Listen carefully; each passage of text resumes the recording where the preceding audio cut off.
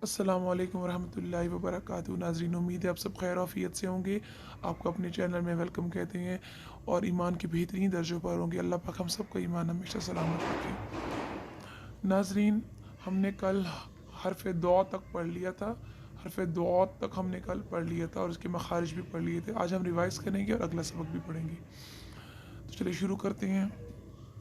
औज़ुबिल्लाहि मिनश्शैतानिर्रजीम, बिस्मिल्लाहिर्रहमानिर्रहीम। अलिफ बा ता सा जीम हा खा दाल ज़ाल रा ज़ा सीन शीन सॉद दौद। नाज़रीन, हमने अब रिवाइज़ कर लिया। अब हम अगला सबक पढ़ते हैं।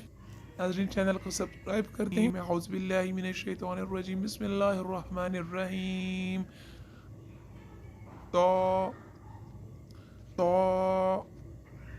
नाज़रीन, जो तो है ये हरूफ मुस्तालिया में से है और इसको हमेशा पुर पढ़ेंगे। हमेशा हर हालत में ये मोटा पढ़ा जाएगा।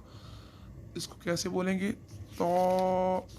और नाज़रीन, ये हरफ तो जो है, ये हरफ तो हमेशा ये नो ज़बान की नोक और ऊपर के दांतों की जड़ से अदा होता है।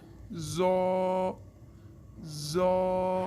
नाज़रीन, हरफ ज़ो का जो मखरज है वो ज़बान का सिरा और ऊपर के दांतों के अंदरूनी किनारे से अदा होगा।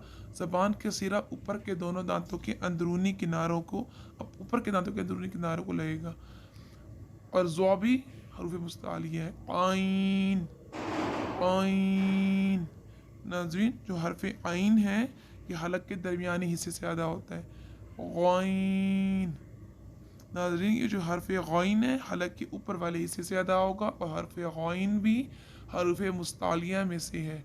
गौइन, इसको भी हमेशा मोटा और हर हालत में हम इसको हमेशा पुर पढ़ेंगे। ना हरफ अफ़ा पढ़ेंगे। फ़ा। ये तो ज़ो और गौइन ये हमने आज हरूफ मुस्तालिया पढ़े हैं, मतलब मोटे पढ़े हरूफ पढ़े हैं। फ़ा फ़ा। नाज़रीन, हरफ फ़ा का मखरज ऊपर के दांतों के किनारे और निचले होंठ के तर हिस्से से अदा होता है। फ़ा फ़ा।